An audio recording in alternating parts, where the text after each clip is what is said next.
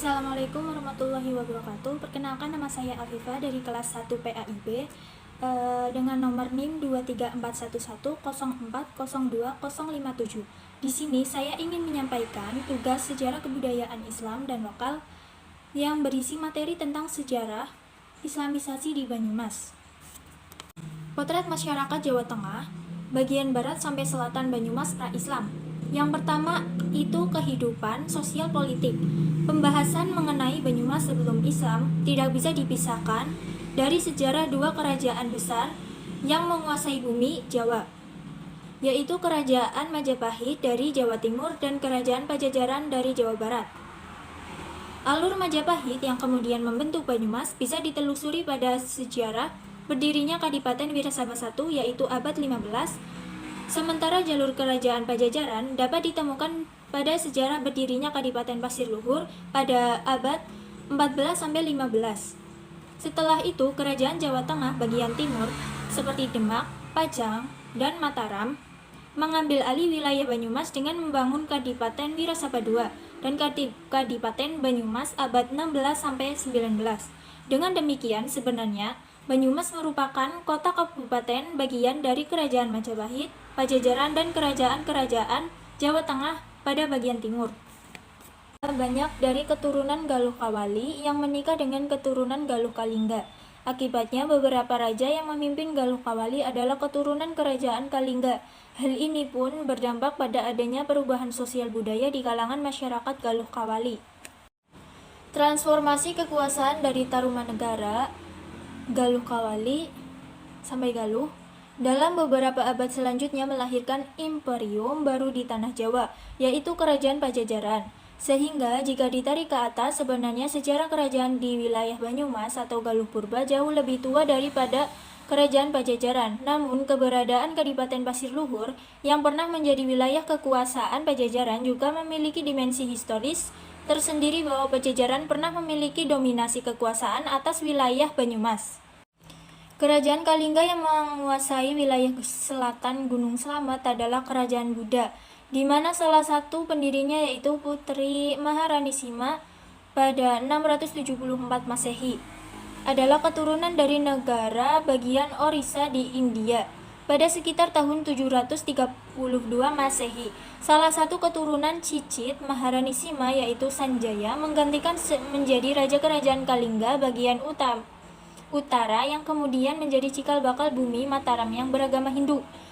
Dari sosok Prabu Sanjaya inilah kemudian lahir Wangsa Sanjaya yang secara terus-menerus memerintah Kerajaan Kalingga Utara dan Mataram atau Mataram kuno. Ibu kota pertama kerajaan ini adalah Medang Kemulan antara Pekalongan sampai Jepara. Secara sosial politis, Banyumas sebenarnya menjadi embrio lahirnya beberapa imperium besar yang pernah menjadi penguasa tanah Nusantara, khususnya Jawa.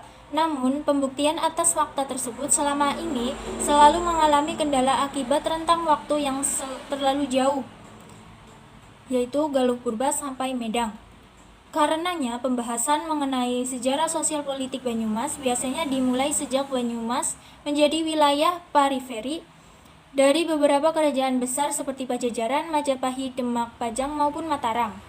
Di kalangan masyarakat Banyumas dikenal Adagium atau Adoh Ratu Cedak Watu. Ini adalah gambaran konkret kondisi Banyumas yang berada pada wilayah periferi atau bahkan terisolasi dari pusat pemerintahan ratu. Tetapi mereka sangat dimanjakan oleh alam watunya yang subur. Identitas dialog dengan alam inilah yang membentuk watak masyarakat Banyumas lebih jujur, apa adanya, dan dewasa dalam bersikap. Tokoh Bawor adalah representasi dan sekaligus filosofi hidup yang menggambarkan bagaimana Adigum, Adoh Ratu Cedak Watu tersebut mengakar dalam kehidupan sosial masyarakat Banyumas. Selanjutnya untuk yang kedua, kehidupan ekonomi masyarakat. Dari sisi kondisi alam, seluruh daratan di Pulau Jawa dikenal dengan kesuburan tanah dan curah hujan yang tinggi. Faktor alam inilah yang kemudian membuat masyarakat di Pulau Jawa mampu mengembangkan budidaya pertanian lahan basah dengan ekspedisi hasil pertanian yang unik antara satu daerah atau desa dengan daerah yang lain. Beberapa daerah yang dikelilingi atau diapit oleh beberapa pegunungan vulkanik serta dataran-dataran tinggi bahkan cenderung terisolasi dari pengaruh sosial politik dunia luar. Adapun bab selanjutnya yaitu Islamisasi di wilayah Jatung bagian barat. Peran Wali Songo di dalam ensiklopedia Islam disebutkan bahwa Wali Songo atau Wali Sembilan wali adalah 9 ulama yang merupakan pelopor dan pejuang pengembangan Islam atau Islamisasi di Pulau Jawa pada abad ke-15 masa Kesultanan Demak. Kata wali dari bahasa Arab antara lain berarti pembela, teman dekat, dan pemimpin. Dalam pemakaiannya, wali biasanya diartikan sebagai orang yang ekat dengan Allah atau waliullah. Sedangkan kata songo dari bahasa Jawa berarti 9, maka wali songo secara umum diartikan sebagai 9 wali yang dianggap telah dekat dengan Allah Subhanahu wa taala, terus-menerus beribadah kepadanya, serta memiliki kekeramatan dan kemampuan-kemampuan lain di luar kebiasaan manusia. Keberadaan Maulana Malik Ibrahim bersama timnya dalam menyebarkan agama Islam di Tanah Jawa adalah titik awal periode dakwah Islam secara sistematik di Tanah Jawa.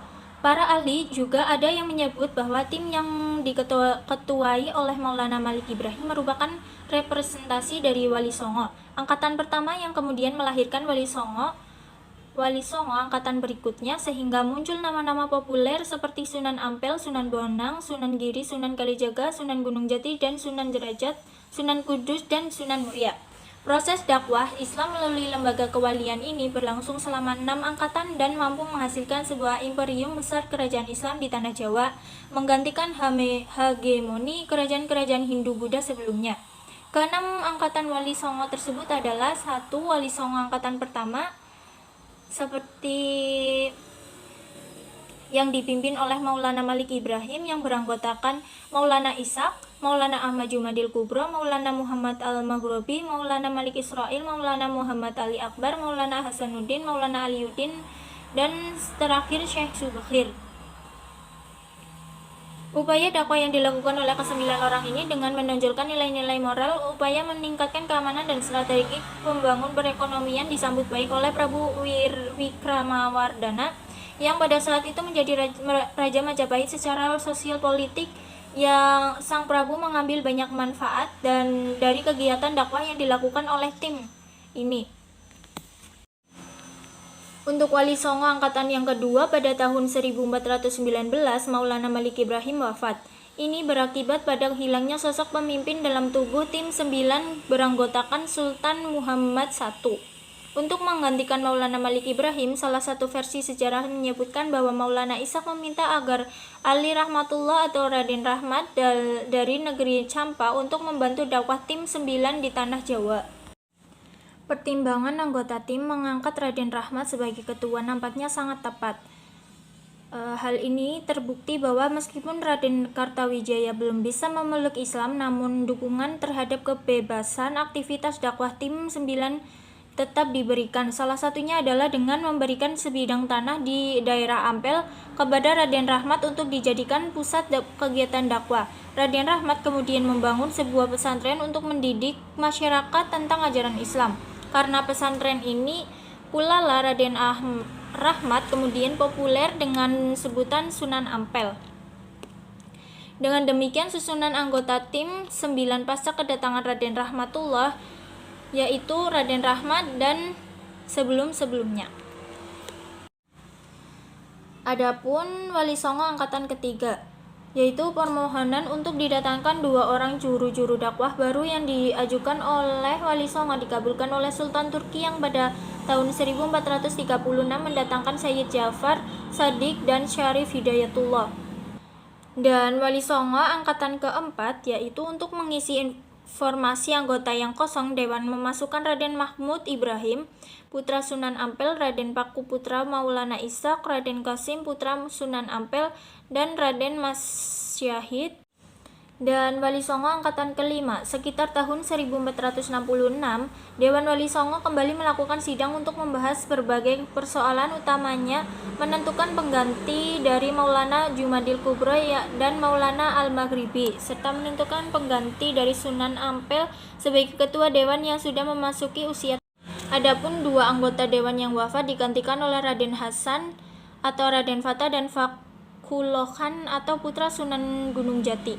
Pada saat diangkat, Raden Fatah sedang menjabat sebagai Adipati Demak 1462 yang ditunjuk oleh Raja Majapahit Prabu Brawijaya V. Sementara Fakhullohan ditunjuk sebagai anggota dewan guna mempercangkup ayahandanya, Sunan Gunung Jati yang sudah lanjut usia. Dan selanjutnya yang terakhir Wali Songo angkatan ke-6. Formasi Dewan Wali Songo angkatan ke-6 tidak mampu bertahan lama, terutama setelah pada tahun 1478 Raden Fatah dilantik menjadi Sultan Demak, Bintara serta meninggalnya Sunan Gunung Jati. Adapun wali dan ulama lokal seperti Syekh Mahdum Wali dan Raden Banyak Blanak. 2. Syekh Abdul Samad Jombor Cipete Cilongok Banyumas. Ketiga, Pangeran Jambu Karang dan Syekh Atas Angin. Keempat, Syekh Abdul Kafi Awal. Kelima, Syekh Mubin Bulus Pesantren. Islamisasi periode akhir. Islamisasi Jawa jelas tak berjalan linear. Jika sejak Islamisasi mulai berlangsung pada abad ke-14 sampai awal abad ke-19 terjadi apa yang disebut sejarawan MC Rickles sebagai sintesa mistik antara tradisi spiritualisme Jawa dengan Islam. Periode selanjutnya 1830 sampai 1930 ditandai dengan meningkatnya polarisasi masyarakat Jawa. Perkembangan ini tak lepas dari dinamika Islam di tingkat internasional, khususnya di Arabia yang memengaruhi proses Islamisasi dan santrinisasi Nusantara, termasuk di Jawa. Tarekat dan ekonomi batik. Sejak kolapsnya industri gula pada akhir 1920-an, batik telah menggantikannya menjadi penggerak utama ekonomi lokal Sokaraja. Ada dua pandangan tentang asal-usul batik di Banyumas. Salah satu pandangan menyatakan bahwa batik berkembang sejak lama di daerah-daerah perdikan di Banyumas. Pandangan yang lain menyatakan bahwa keahlian membatik ini dibawa oleh para pengikut Diponegoro yang melarikan diri ke daerah Banyumas setelah kekalahannya dalam Perang Jawa pada tahun 1830. Terlepas dari pandangan mana yang benar, batik menandai kebangkitan usahawan Muslim pribumi. Pada masa keemasan antara pertengahan 1950-an dan 1960-an, Sokaraja menyumbang sebagai besar produksi batik Banyumas. Untuk bab selanjutnya yaitu Islam di Jawa Tengah bagian selatan dewasa ini. Yang pertama, kebangkitan Islam Puritan. Di era saat ini banyak terdapat klaim kontradiktif yang dibuat atas nama Islam. Gerakan purifikasi atau pemurnian Islam menjadi fenomena yang terus digulirkan dalam sejarah peradaban Islam di berbagai negara, termasuk Indonesia. Jika seseorang bertanya tentang Islam, maka berbagai tanggapan langsung bisa diperoleh begitu saja, tergantung kepada siapa kita bertanya. Bangsa Barat acap kali mengeluh dengan kesulitan mempelajari apakah Islam mendukung atau menolak praktik penyanderaan, bom bunuh diri, jihad, dan kewajiban perempuan untuk berhijab. Tren Islam moderat. Indonesia merupakan negerinya kaum muslim moderat. Demikian diungkapkan Abdurrahman Wahid sejak masa pasca Soeharto.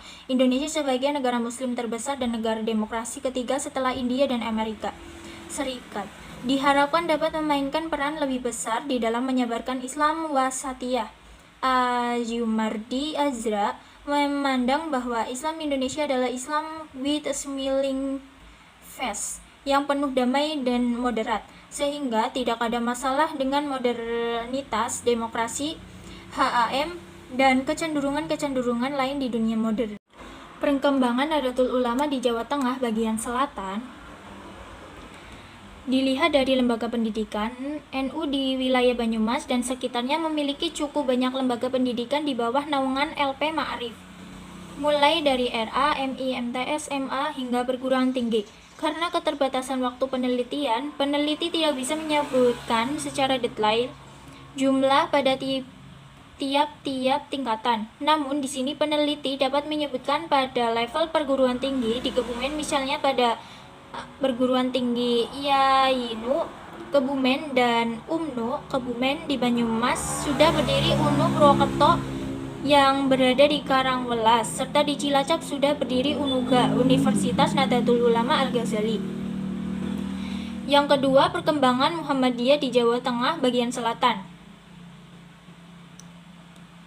Selain itu, cabang dan ranting Muhammadiyah di Purwokerto dan Banyumas seiring berjalannya waktu juga menunjukkan perkembangan yang signifikan, termasuk di dalamnya adalah amal usaha yang dimiliki Muhammadiyah. Untuk amal usaha Muhammadiyah Purwokerto atau Banyumas terdiri dari beragam jenis, mulai dari sekolah dasar atau madrasah ibtidaiyah, sekolah menengah pertama atau madrasah tsanawiyah, dan sekolah menengah atas sederajat atau madrasah aliyah, rumah sakit, pondok pesantren, hingga perguruan tinggi. Selain itu, pemimpin daerah Muhammadiyah Banyumas juga memiliki beberapa panti asuhan dan amal usaha, serta panti asuhan tersebut tersebar di berbagai kecamatan di Purwokerto dan Mungkin hanya itu yang bisa saya sampaikan, kurang lebihnya mohon maaf. Sekian dan terima kasih. Wassalamualaikum warahmatullahi wabarakatuh.